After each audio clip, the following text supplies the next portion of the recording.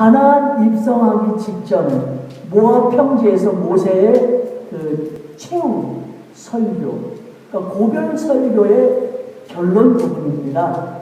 그러니까 모세는 이스라엘 백성들이 지나온 세월 동안 하나님께서 이스라엘을 위해서 역사하신 특별한 섭리를 회복, 상기시키시면서 가나안 입성을 목전에 둔 이스라엘 백성들이 가나안 정복에 대비한 신앙적인 자세를 정립할 수 있도록 한 것입니다.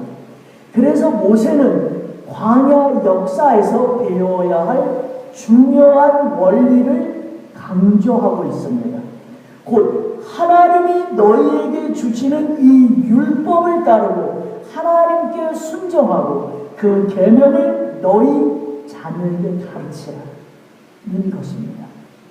이것이 신명기 4장의 주제이고 핵심 내용입니다. 그래서 본문을 통해 우리가 지켜야 할 율법과 계명을 살펴보면서 오늘 우리에게 주시는 하나님의 말씀을 듣고자 합니다. 저희가 읽은 본문 25절에서 그 땅에서 아들을 낳고 손자를 얻으며 오래 살 때에, 즉 이제 너희의 후손들이 가나안에 정착하게서 살게 되면은 하나님과의 맺은 언약, 그리고 언약 백성의 신분을 너희가 망각해서는 안 된다는 것입니다. 그러면서 무슨 형상의 우상이거나 조각하여 우상을 만들지 말고 섬기지 말라는 것이죠. 이것은 10계명 중에 2계명을 깨트린 결과입니다. 따라서 이 언약을 깨트린 대가를 받게 된다는 것입니다. 26절에서 너희 날이 길지 못하고 전멸될 것이다. 그러니까 여기서 모세는 우상 숭배가 초래할 엄청난 죄의 대가를 엄중히 경고하고 있는 거예요. 그러니까 우상 숭배는 하나님이 가장 싫어하고 미워하는 것입니다. 출애굽기 20장 3절에서 6절에 잘 나타나 있습니다. 이것이 10계명의 첫째와 둘째 계명입니다. 첫째 계명은 나 외에 다른 신을 내게 두지 말아라. 그 두 번째 계명은 너를 위하여 새긴 우상을 만들지 말고, 또 위로 하늘에 있는 것이나 또 땅 안에 있는 것이나 땅 아래 물속에 있는 것에 어떤 형상이나 만들지 말고 절하지 말고 섬기지 말라는 겁니다. 이것이 두 계명입니다.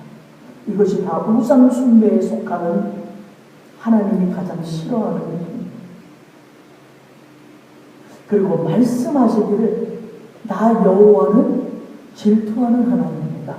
그래서 나를 미워하는 자의 죄를 갚는데 아버지로부터 아들까지 3, 4대까지 이 저주가 내려간다는 거예요. 그리고 나를 사랑하고 내 계명을 지키는 자에게는 천대까지 은혜를 베푸시겠다 하십니다. 이 우상 숭배는요, 사실은 하나님 한 분만으로 만족하지 못하는 것입니다. 우상 숭배는 다른 신을 섬긴다고 그렇게만 틀에 박힌 생각을 하면 안 됩니다. 출애굽기 32장에 모세가 시내산에서 10계명을 받는 동안 백성 사이에 불만이 막 터져요. 왜요? 그들이 생각했던 것처럼 일들이 막 빨리빨리 진행되지 않았던 것이죠.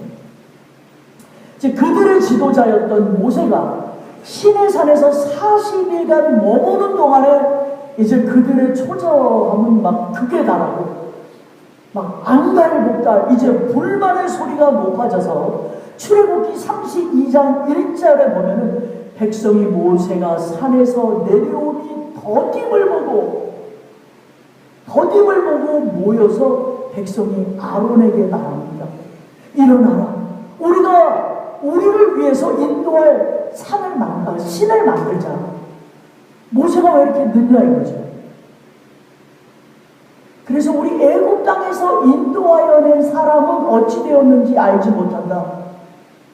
그러니까 우리를 위해서 신을 만들자 아우성이 아론에게. 그런데 사실 이스라엘뿐만이 아니라 오늘 현대인들도 조급하고 기다릴 줄 모릅니다. 이 캘리포니아에 사는 그 남미분들이 우리 한국 사람이 빨리빨리는 다 안다고 합니다. 그 빨리빨리 그러면 남미분들이 다 알아듣는데요. 그래요.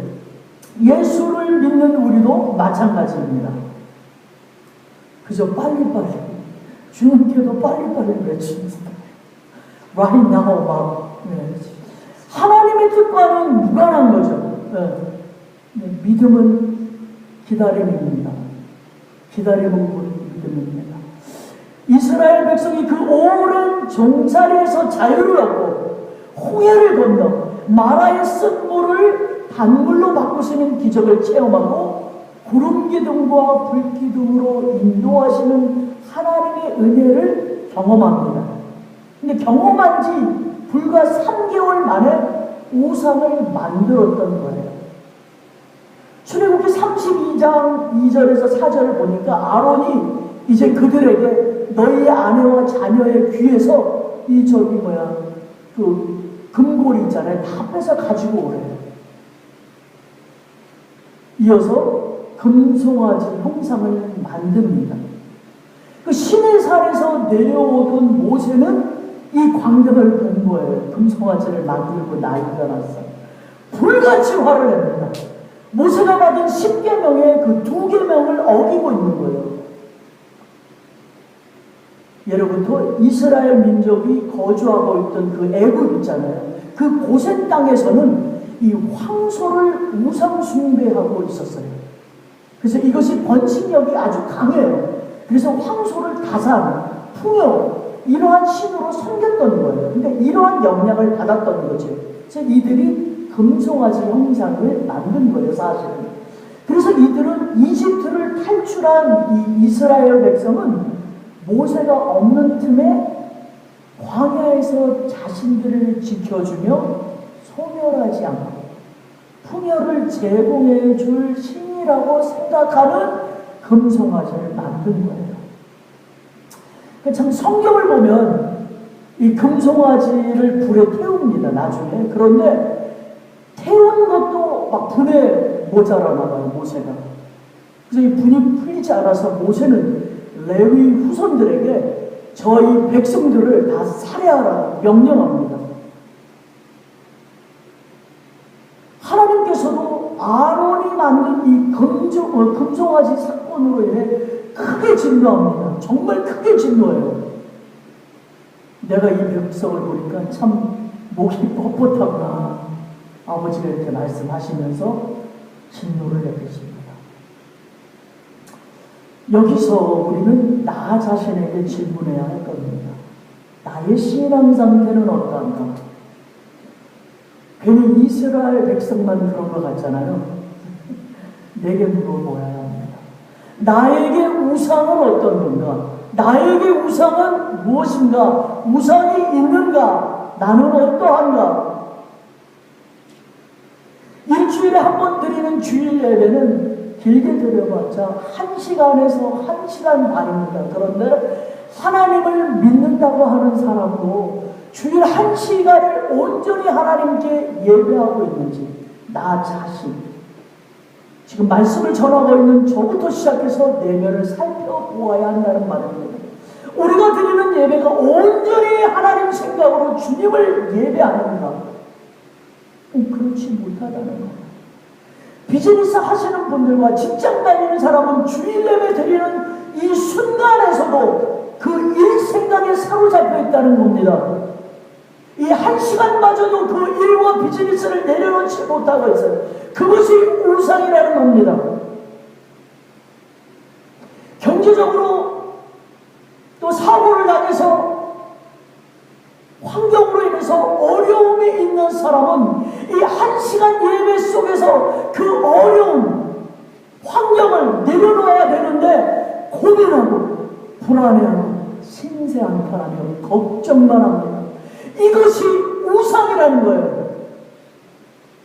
자녀가 우상이 될 때도 있어요. 금이요 포기하면서 내 자식만 잘났습니다. 하나님 위에 내 자녀를 올려놓습니다. 이것이 우상이라는 겁니다. 또 사랑하는 사람이 생겼어요. 예배 시간에서 예배를 집중하지 못하고 그 사람만 생각해요. 주님 대신에 주님보다 더 많이 집중하고 생각하고 마음속에 자리 잡고 있는 그것이 우상입니다. 우리에게 우상이 있냐고요?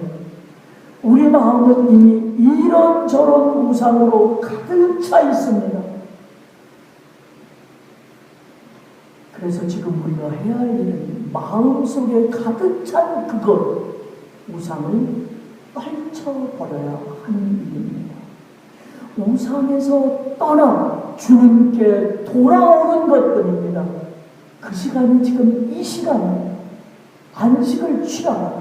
모든 6일 동안에 했던 나의 모든 걱정, 거침, 일 다 그치라는 것.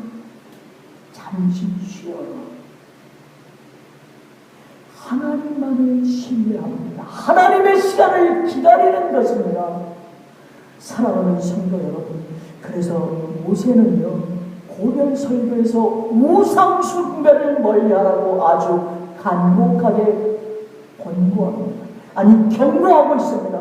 하나님은 우상 숭배를 가장 싫어합니다. 미워하십니다. 또한 질투하신다고 하셨어요. 여기 질투라는 하나님은 질투, 히브리어로 엘칸나, 노여로 하시더라는 거예요.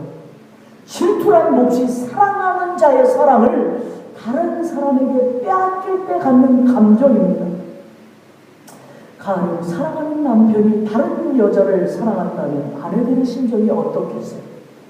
사랑하는 아내가 다른 남자를 만나고 사랑한다면 어떻겠어요? 당연히 화가 나고 질투나고 큰 사단이 나겠죠. 그래서 하나님을 떠나 다른 신을 섬기는 선민 이스라엘을 음행하는 백성, 간음의 백성으로 비유하는 것입니다. 그래서 책망하셨고 이방 나라를 들어서 이스라엘을 칩니다. 우리가 이것은 금요일날 시간이 흘러서 배우도록 하겠습니다. 이렇게 하나님은 출애굽기 20장 4절에서 5절에 너를 위하여 새긴 우상을 만들지 말고 위로 하늘에 있는 것이나 아래로 땅에 있는 것이나 땅 아래 물속에 있는 것에 어떤 형상을 만들지 말라, 절하지 말라, 섬기지 말라는 거예요. 다른 신들의 이름을 부르지도 말라요. 하나님 내 입에서 들리게도 하지 말래요. 얼마나 하나님이 이 죄를, 우상죄를 미워했으면 그 이름도 부르지 마라고 하셨겠습니까? 우상숭배는 하나님 여호와 앞에 악을 행함이라는 거예요. 그 이후로 하나님의 노를 일으키면 땅에서 속히 망할 거예요.